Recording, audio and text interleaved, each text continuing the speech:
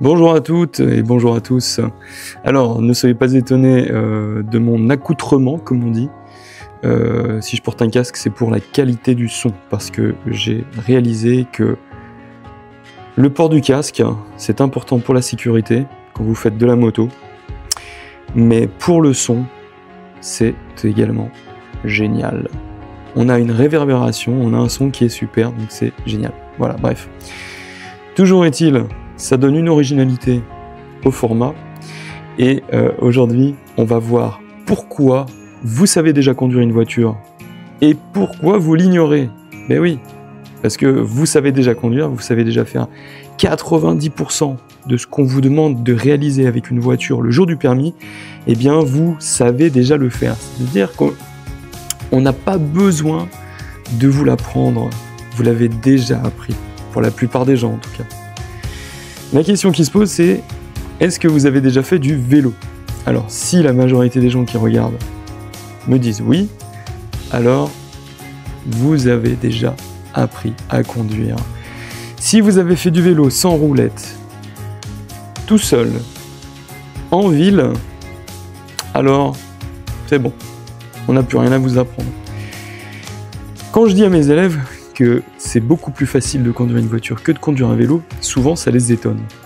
Mais réfléchissons à cela. Si l'on compare le vélo à la voiture, le vélo, il y a 2 roues. La voiture, il y en a 4. Il faut donc gérer l'équilibre avec un vélo. Avec une voiture, à moins que vous fassiez des cascades, pas besoin de se soucier de cela. Voilà le premier avantage, le premier atout. Et donc vous n'avez pas besoin d'apprendre avec une voiture à garder de l'équilibre. C'est quand même un gros avantage. Et c'est quand même quelque chose de difficile de tenir l'équilibre.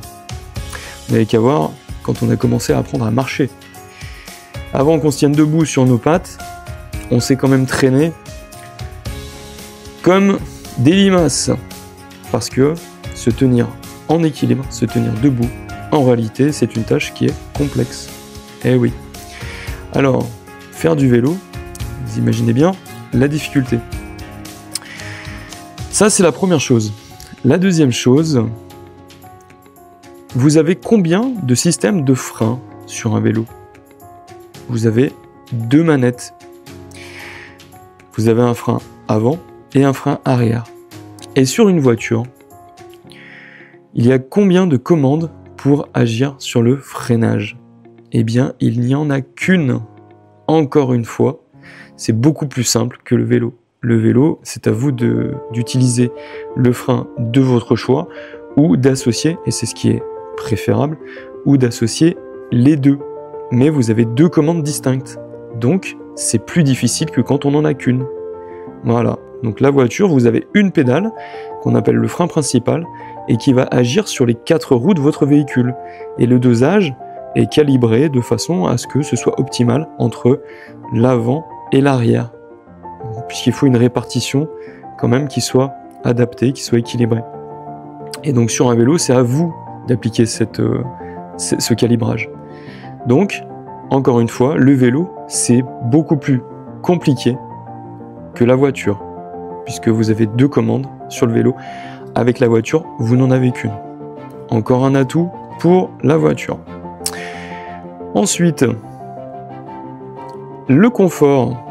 Si vous faites 2 heures de conduite avec une voiture et que vous faites 2 heures de vélo, eh bien, vous n'allez pas avoir le dos dans le même état. Vous allez peut-être avoir mal aux fesses et du coup, vous allez peut-être vous fatiguer un peu plus vite en vélo quand même qu'en voiture. Encore un autre atout. Alors, évidemment, dans une voiture, on est à l'abri de tout ce qui est vent, climat, donc pluie. Voilà, vous avez même donc un pare-soleil éventuellement pour vous protéger du soleil. Le vélo, vous êtes beaucoup plus exposé aux éléments, à ce que je viens de décrire, mais aussi évidemment en termes de sécurité, vous êtes beaucoup plus vulnérable. Vous n'avez pas cette carrosserie, vous n'avez pas d'armure, donc vous êtes très exposé. Alors que dans une voiture, vous êtes relativement en sécurité, même si ce n'est pas fiable à 100%, hein, il n'y a pas de sécurité sans faille. Mais voilà, le niveau de sécurité dans une voiture et le niveau de sécurité sur un vélo, c'est quand même sacrément différent. Voilà. Ensuite, pour revenir à l'utilisation du véhicule. Le vélo, vous avez combien de rapports de vitesse sur un vélo? Vous avez plusieurs plateaux. Hein. D'un côté, vous avez une commande pour changer un plateau. De l'autre côté, vous avez un autre plateau et vous pouvez donc associer les deux. Et en tout, en moyenne, vous avez à peu près une vingtaine de vitesses sur un vélo. Et puis pour changer ces vitesses, vous avez deux commandes distinctes. Dans une voiture, vous avez entre 5 et 6 rapports de vitesse, donc beaucoup moins que sur un vélo, et vous n'avez qu'une seule commande finalement. Alors vous avez le levier de vitesse, alors qu'il va falloir associer avec l'embrayage. Donc oui, allez, on peut dire que là c'est similaire au vélo puisqu'on a deux commandes, on a l'embrayage et le levier de vitesse. Et sur le vélo, vous avez un levier à gauche, un levier à droite. Mais vous avez beaucoup moins de rapports de vitesse que sur un vélo, donc c'est quand même plus simple. Autre avantage de la voiture par rapport au vélo, c'est que vous pouvez changer de vitesse en étant arrêté. En étant arrêté, vous pouvez très bien repasser au point mort et rechanger un rapport de vitesse. Avec un vélo, si vous ne roulez pas ou si vous ne faites pas tourner la roue arrière, vous ne pouvez pas changer de vitesse. Donc là aussi, c'est un inconvénient. L'autre inconvénient du vélo qui fait que c'est plus compliqué à mon sens de faire du vélo, c'est que quand vous arrêtez de pédaler, vous êtes en roue libre avec le vélo. Avec une voiture, quand vous arrêtez d'accélérer, vous bénéficiez du ralenti moteur, qu'on appelle aussi frein moteur, mais je préfère utiliser le terme ralenti moteur parce que je ne veux pas que vous pensiez que c'est le freinage qui s'active. C'est une résistance qu'on obtient avec le moteur qui veut revenir à son régime minimum et qui, du coup, utilise naturellement sa force pour revenir à son allure minimum. Donc ça s'appelle le ralenti moteur. Donc avec une voiture, quand vous arrêtez d'accélérer, eh bien le véhicule a une tendance à ralentir. Alors qu'un vélo, ce n'est pas le cas. Donc dans une descente, vous allez plus user vos freins avec votre vélo qu'avec une voiture. Donc voilà, c'est ce qui fait que c'est un peu plus simple aussi. Ensuite, un point important, c'est que sur un vélo, vous avez un éclairage. Dans une voiture, vous en avez un également. Alors l'éclairage d'une voiture, il est bien meilleur que celui du vélo. Donc pour la sécurité, c'est quand même mieux. Ensuite, vous voyez que j'en ai des arguments pour vous dire que 1. C'est plus simple de faire de la voiture que du vélo. On est plus confortable, on est mieux équipé, on est mieux protégé, mais ce n'est pas tout, puisque sur un vélo, celui qui fournit l'effort, le moteur, c'est vous. Dans une voiture, c'est mécanique, et donc la puissance qui est disponible, même avec un petit moteur, le plus petit des moteurs qu'on peut mettre dans une voiture, il sera toujours plus puissant qu'un être humain. Donc on a plus de capacité, de puissance avec une voiture, plutôt que le vélo. Ensuite, vous pouvez transporter des passagers avec une voiture facilement, avec un vélo, c'est une autre histoire. Donc vous voyez que par rapport au vélo, la voiture a beaucoup plus d'avantages et dans son usage, c'est beaucoup plus simple. Et après, une fois qu'on maîtrise son véhicule, ce qui est important dans la conduite, c'est de gérer l'environnement, c'est-à-dire de se fondre dans la circulation et de faire en sorte que tout se passe bien, d'éviter les obstacles, de s'arrêter comme il faut, de rouler normalement pour que tout se passe bien, pour ne pas surprendre, pour ne pas créer de tension inutile non plus avec les autres. Voilà, il faut trouver un juste milieu.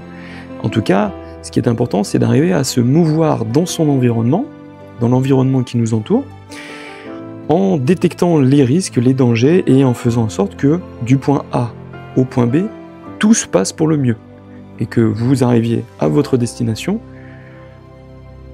entier et sans avoir de problème avec qui que ce soit et encore moins avec la justice. Voilà. Donc c'est ça l'objectif. Donc si vous avez déjà fait du vélo, vous avez compris maintenant que le vélo à utiliser, c'est beaucoup plus compliqué que d'utiliser un véhicule terrestre à moteur, donc en l'occurrence une voiture. Donc là, voilà, au niveau gestion du véhicule, on a compris. On a compris que la voiture c'est plus sécure, c'est plus confort et c'est plus facile. Maintenant, cette expérience que vous avez avec le vélo, eh bien il suffit de la retranscrire dans votre conduite avec la voiture, c'est-à-dire pour observer votre environnement, pour comprendre votre environnement, pour anticiper ce que notamment les autres vont faire. Eh bien, il faut faire la même chose quand vous conduisez une voiture que quand vous conduisez un vélo. C'est la même chose. Alors, évidemment, quand on est dans une voiture, on a le pare-brise devant nous. Donc ça donne l'impression qu'on est devant un écran et que on a presque l'impression que ce n'est pas réel presque des fois ce que l'on voit quand on débute. Eh bien, il faut arriver à sortir ses yeux de la voiture. Voilà. Je sors mes yeux. Alors, le pare-brise, on ne peut pas le relever comme je relève évidemment la visière du casque, mais il faut absolument sortir ses yeux de la voiture pour se comporter en termes de prise d'information comme si vous étiez sur un vélo. C'est la même chose. Il faut regarder assez loin, il faut bouger les yeux. Bah, vous imaginez bien, si en conduisant votre vélo, vous regardez 3 heures à un endroit, et puis 3 heures à un autre, et vous allez avoir des problèmes. Vous allez être surpris, vous allez faire des écarts, vous allez vous prendre des poteaux, des trottoirs, des piétons, etc. Donc si tout se passe bien quand vous faites du vélo, et que vous circulez en ville, eh bien, ça veut dire probablement que vous avez une bonne attitude, vous avez une bonne attention sur la route, une bonne vigilance et une bonne lecture de la route. Ça veut dire que vous êtes capable de voir, de comprendre et d'anticiper, de prévoir ce que les autres vont faire. Sinon, vous seriez tout le temps en train d'éviter de justesse au dernier moment des piétons, une poussette, un trottoir, un poteau.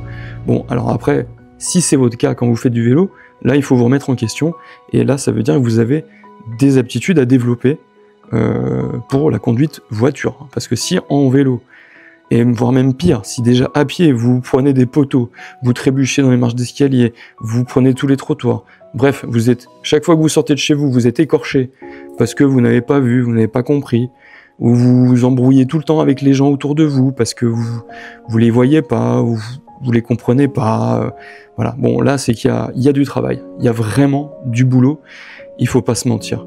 Mais si vous êtes capable de prendre une trottinette, de prendre un vélo, parce que je parlais du vélo, mais enfin, la trottinette, c'est la même chose, hein.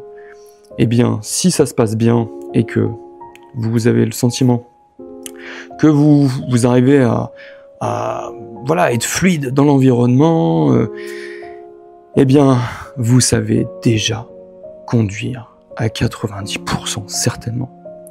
Voilà. Et d'ailleurs, dans mes leçons de conduite, je demande souvent à mes élèves, tu vois, ici, tu approchais de cet endroit, tu as pris cette décision-là, voilà. Est-ce que si tu avais été en vélo, est-ce que tu penses que tu aurais pris la même décision? Est-ce que tu penses que tu aurais fait la même chose que ce que tu viens de faire avec la voiture? Vous imaginez bien que la plupart de mes élèves, ils me disent toujours la même chose. Ils me disent, bah non, en vélo, j'aurais pas fait ça. Et là, je lui dis, bah alors pourquoi t'as pas fait la même chose finalement? Parce que c'était effectivement la bonne décision, c'était adapté. Voilà, donc n'oubliez pas que vous savez déjà conduire si vous êtes dans le cas où vous savez faire du vélo en ville et que tout se passe bien. Maintenant, sortez les yeux de votre véhicule, votre esprit, eh bien c'est pareil, il va falloir que vous imaginiez que vous n'êtes pas dans cette voiture, mais que vous êtes la voiture, hein. Il faut faire corps avec sa machine, et vous allez voir, c'est un miracle qui va se produire. Vous allez vraiment conduire. En tout cas, j'espère que cette vidéo va vous aider, j'espère que vous allez méditer là-dessus, et que la prochaine fois que vous ferez du vélo, eh bien, vous allez comprendre et réaliser à quel point ce que je vous dis, c'est vrai. Voilà. Allez, sur ce, eh bien, la sécurité, c'est important, hein. Donc bon, évidemment, je ne vous demande pas de mettre un casque quand vous conduisez une voiture. Mais en tout cas, voilà, ceux qui font du 2 roues, faites attention. Si vous faites de la trottinette, eh ben, c'est pareil, hein. Portez un casque, c'est quand même le minimum. Et puis, je vous dis à une prochaine vidéo. Bye bye!